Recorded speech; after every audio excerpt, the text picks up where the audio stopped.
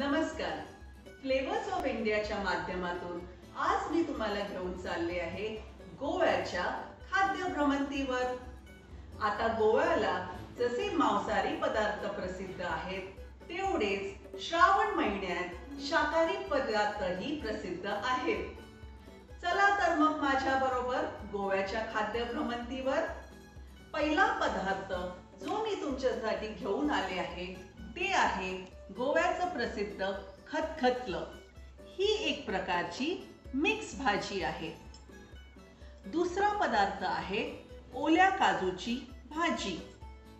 पुढचा पदार्थ आहे कच्च्या केळ्याची मस्त खोबरं घातलेली चविष्ट भाजी. पुढचा पदार्थ आहे कैरीची उड्डामेथी. ही बांगड्याची उड्डामेथी ही बनते, पण कैरीची उड्डामेथी गरम गरम भाताबरोबर अतिशय चविष्ट लागते. पुढचा पदार्थ आहे दिवशी. ही तांदळाचा रवा व तवस यापासून बनवतात व पजावचा दबदबीत याबरोबर खातात. आता आपण जाऊया गोव्याच्या प्रसिद्ध गोड पदार्थांकडे. पुढचा पदार्थ आहे पातोळे. नागपंचमीच्या दिवशी हा पदार्थ बनतो व हळदीच्या पानात याला बनवतात. पुढचा गोड पदार्थ आहे शिरवळ्या.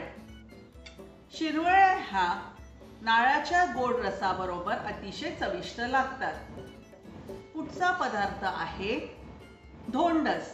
धोंडस हे तांदळाचा रवा व तवस यापासून बनवतात व हा पदार्थ गोड आणि तिखट असं बनवतात. शेवटचा पदार्थ आहे नाचणीचं सत्तू. नाचणीचं सत्तू हे अतिशय पौष्टिक आहे व नाचणी सत्तू व नारळाचं दूध यापासून बनवतात. आणि हा पदार्थ खास मी शेवटी ठेवला आहे ते म्हणजे मणगणं. ही एक प्रकारची खीर आहे व गोव्यात प्रत्येक कार्यात ही हवीच. आणि हे सगळे पदार्थ या शेवटच्या पदार्थ बरोबरच हे हवंच, ही म्हणजे सोलकढी. चला तर मग हे पदार्थ तुम्हाला नक्कीच आवडले असतील. माझी आई ही गोव्याची असल्यामुळे मी हे सगळे पारंपरिक पदार्थ तिच्याकडून शिकले. बरे मागीर गोव्याक येवपाचे, हे सगळे खावपाचे आणि सुशेगात रावपाचे.